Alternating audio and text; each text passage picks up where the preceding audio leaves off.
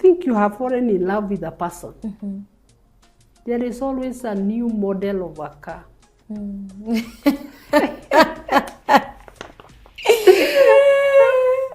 That looks better. I know. And so, when you live with somebody, there you start seeing mistake. Yeah. You start seeing flaws. But then this tall with muscles comes and you look and you're seeing everything good in them. That's why it is good to put boundaries. You cannot build a house like the other person's. And so many people keep on comparing. Why don't you behave like Jane? God, I'm not Jane. I would wish people would invest in premarital. Just like you invest a lot in a wedding, that you spend $1 million for a wedding. Why not use just a few thousands? Get a premarital counseling and be sure. I know there are things when I told my husband, oh, my husband, this one you live with it. I am not able to change. And there are things he told me, this, you live with it. You're watching Mind Pursuit Podcast, where families get restored, transformed, and healed. 'Cause he never ever lose a battle. He never ever lose a battle. God never ever lose a battle. He never ever lose a battle. You're watching Mind Pursuit Podcast, where families get restored, transformed, and healed. What's up, my people? Welcome to the Mind Pursuit Podcast. I'm your host, Masin Zuki, the Mind Advocate. And I am still with Damaris, who is the marriage and family therapist.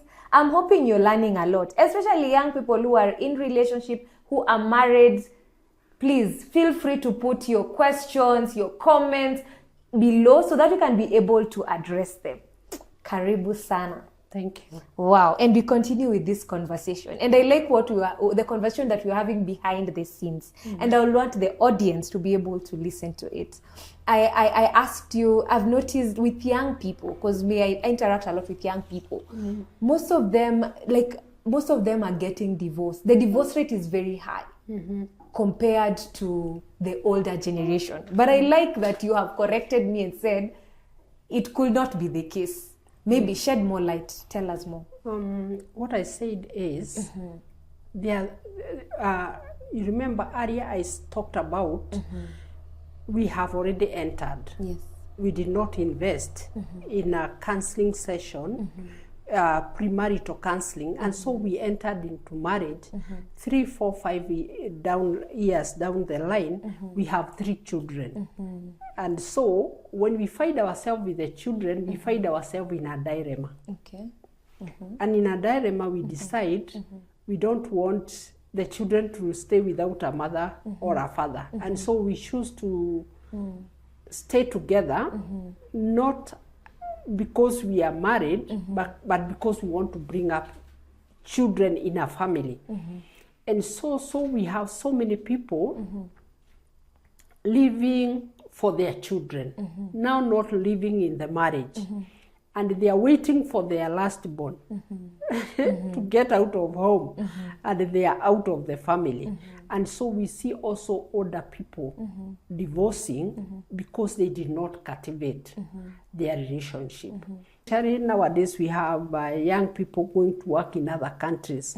So you find a mother going to maybe saying, I'm going to see my son, they have given birth, let me take care of their child, and they are gone.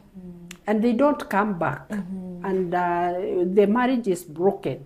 And so we have also older generation having broken marriages. And what is contributing to this? As we said, I think we have spoken a lot about dysfunctional marriages, dysfunctional families. And because of these dysfunctions, many times we don't correct. And sometimes we look at things like they are impossible, yet things can work out. And so many times, and the reason things become thick, we talked about infidelity. Once I find my spouse is not giving me the attention that I need, I may jump out and get the same comfort from another person. And this other person may also be looking comfort, leaving their marriage. And you see, it is not only one marriage that is suffering. There are two marriages that are suffering. Rather than sort out the issues that I have with my spouse, I have gone to look for help for myself. It is like treating the service and leaving the wood deep within, and not removing the pus inside and cleaning it and binding it to heal. So you just take care of yourself, and then you come back to the marriage, which is not working, and so you continue getting your enjoyment outside and living in this marriage that is not fulfilling. And so you'll be waiting for the day that you finish what you feel obligated to finish it, because it is not there. It's not there. Wow. And you've touched on premarital counseling and premarital classes. What's the difference? The premarital classes, in most cases, are taught by people that are not counselors. Okay. Unfortunately, they call them premarital counseling. They are not. Premarital counseling needs a walk. Yeah, it's a process. Needs a walk. You sit with a person. You sit with a couple and work with them. Walk with them. I know I have worked with a couple. One person was in Kenya, the other one was, we were calling them on Zoom. And we had our 15 sessions with them. And when they went together, I know that's a couple that will stick together. And later they sent me other premarital families to work with. I would wish people would invest in premarital. Just like you invest a lot in a wedding, that you spend $1 million for a wedding. Why not use just a few thousands? Get a premarital counseling and be sure, not just being asked by the priest, are you sure this is the person? And you're very loud saying, yes, I am sure. Yet there are things and there are red flags that you've seen and you have ignored. And then here you are, 3 months. I remember there is a couple that just got married. They went to the honeymoon and they came back separate. And you ask, what did happen? And so, premarital counseling, you need a trained counselor. As somebody that can walk with you, be able to tell you this is, have you seen that? What are you doing about that? Are you willing to go all the way with this person with these issues? Because they are only going to grow bigger. They are not going to become less. And so that premarital counseling is something that I would emphasize before getting married. Wow, thank you for that clarification. And I think most churches especially, they need to borrow a leaf from that. Thank you for that. So how does emotional intelligence help couples communicate better? Emotional intelligence, when I know what you're saying is starting to irritate me, I am already feeling myself. Yeah. You are getting into my nerves. Probably that is a time I need to take a walk. And some, women are called to nag. Si Mungu tu atusaidie. Some women will nag and pull you back, pull a man back, rather than wait for them to cool down. Understanding your emotional intelligence, don't pull the person back, even when you feel that this should be dealt with here and now. You'd rather leave it for later. So if only one person is having emotional intelligence, there is a problem. But if both of them are able to understand their emotions, then they can be able to stop a catastrophe. Otherwise, it's going to be catastrophic. Yeah. Okay. Thank you for that. And emotional intelligence, if you're wondering what it is, it's being able to understand your own emotions. That's what we refer to it as, emotional intelligence. So can you share like simple ways to manage disagreements without hurting the relationship? It's a way. There are no easy ways. There are no easy ways. But I would say the best ways. Okay. Or the good ways. The reason I said no is a way because the disagreement is already there. You've already been hurt. If I cut you, the blood will come out. For sure. So what we need to understand when we are settling disagreement, there is this person that is a passive person and a very dangerous person. Because this person will keep on taking. It's okay. And so this good person one time will explode.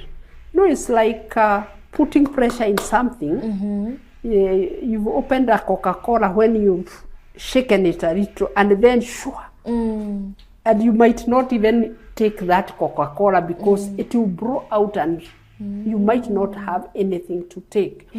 So if you see a person that is fighting, the other one is making mistake and accepting mistake, that person is not also doing well. We need to point out. And the other person who is also the loud one, because you've seen the quiet one that you think you can get away with things. This relationship break completely. And sometimes there is no rebuttal for it. Because I have taken in. And so I am not able to get back. But I wish this person that is passive can start taking out and think this is, as you said, it is work. I need to work with this person. Because even when people break, you will see it is not a difficult thing. This person would have been helped and start behaving otherwise. So I don't like the passive one and also the loud one that thinks he's Mr. Right or Mrs. Right, that everything I say goes. And so that person is not willing or ready to be corrected. Because if you're in a relationship, then you must be ready to accommodate the other person. Die to self. It is difficult, but it's possible. You're watching Man Password Podcast. How can couples break cycles of conflict they might have learned from family patterns? They can break by becoming themselves. Becoming themselves is deciding this is the unit we are building. Yes. If I'm building a unit with you, then we decide what mold it is going to take. Yes, I will still have my baggage. You will still have your baggage. But we must decide that this is the mold that it is going to take. So that when I see influence from your family that is negative, because there is positive influence. Absolutely. And a lot of positive influence. But when I see negative, then I can point it to you. And then we can talk and say, how are you going to do it? I know there are things when I told my husband, oh, my husband, this one you live with it. I am not able to change. And there are things he told me, this, you live with it. Yeah. So there is that. You see, because you've already been molded. There are things that you will not change. So it's the other person to accommodate you with those weaknesses. Wow. Wow. So what mistakes do young couples often make when trying to solve disagreement? And I think you started by saying solving it when they are angry. Yes. That already is wrong. So they take some time out. Is there any that you would want to top up with? Yes. Not only when they are angry. There is a Kikuyu saying, and I don't know whether we'll know it in English, that says, you cannot build a house like the other person's. And so many people keep on comparing. Why don't you behave like Jane?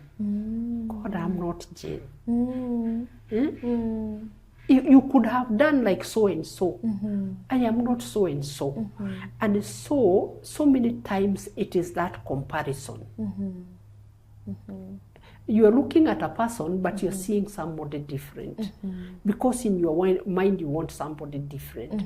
And so that is when you come together and sit down and you tell the person you are dating, you keep on comparing me with other people. And I don't like it. Are you sure it is me that you want? Because as you said, you'd better part ways now than you keep on looking at me and seeing somebody different, because I will never be another person. I will always remain me. And so if you're not comfortable, probably if you're only seeing 10% of me and 90% is the other person, then it is not going to work. So communication is the big word. Yes. Wow. So how can couples effectively set and respect boundaries in relationships? Couples boundaries are very, very important.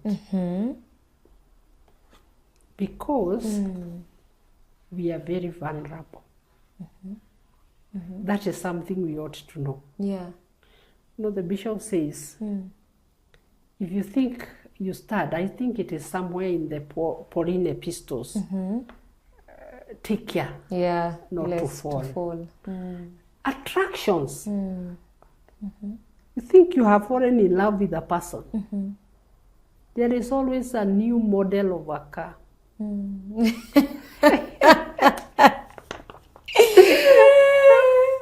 That looks better. I know. And so when you live with somebody, there you start seeing mistake. You start seeing flaws. But then this tall with muscles comes and you look and you are seeing everything good in them. That's why it is good to put boundaries. Because don't forget that we are in a battlefield. Even relationship is a battlefield. And so they will look at you and say, wow, you look like you have fallen from heaven. And you remember how your husband spoke to you, or your boyfriend spoke to you and asked you, what are you wearing today? And somebody have just said you look like you have just fallen from heaven. And so if you don't set boundaries, you know when somebody is teasing you, then you make a mistake and start taking compliments. Like I noted somebody was talking to me, and I said, look at your wife there. She looks good. In other words, you're trying to remind them you are married. I am not open to this. Wow. Because you better put boundaries. Absolutely. Because the relationships are very delicate. And somebody will tell you the right thing when you are hurting. And when you have been hurt by your spouse. Oh, and to you, if you take that shoulder to lean on, Oh, emotional attachment. Yeah. I get that. Thank you for that. So what role does self-awareness play in building healthier partnerships or relationships? You keep on discovering yourself. But the discovery you have done is important. Yeah. So even as you keep on discovering yourself, it is good to know yourself. People say if you don't know yourself, you will surprise others and surprise yourself. Oh, wow. You will surprise others and you will surprise yourself. Because you will do things and people wonder, is that mercy? And you yourself, you're wondering, did I exactly do that? Yeah. Oh. That shows that you still need to work on yourself. Absolutely. To know things. I always ask myself, you listen to people saying, if that person knew who I was, they wouldn't joke with me. What exactly are they saying? Awareness. Yeah. And so being aware helps you even to know how to relate with others. Absolutely. Yeah. Wow. And lastly, how can managing conflict well today prevent bigger problems later in life? In counseling, we say counseling is a process. Yeah. Why is it a process? Because we try to empower people. When you are empowered, you will not fall back. It doesn't mean you not fight challenges, but you are already empowered. Yeah. When you are empowered, you are able to face challenges head on, as opposed to person who is already insecure inside. So everything they see is a threat to them, and so it will be difficult for them to deal with the issues that come. And to manage conflict. And to manage. So what's that one word? What one word I would say is empowerment. Empowered. Somebody that is empowered. So when you're empowered, like even the way we are sharing insight right now, that can actually, you can use that. You're saying we need to set boundaries. Yes. As couples, you need to set boundaries. You need to be self-aware. You need mutual respect. You need to communicate. These are some of the nuggets that will be able to help you better solve the bigger problems that come later in life. True. Wow. And we have come to the end of this episode. I hope you have learned a lot. Feel free to share your thoughts. Feel free to share, put in your comments, ask questions, and remember to subscribe, share, tell a friend to tell a friend, and I will see you on the next one. Adios.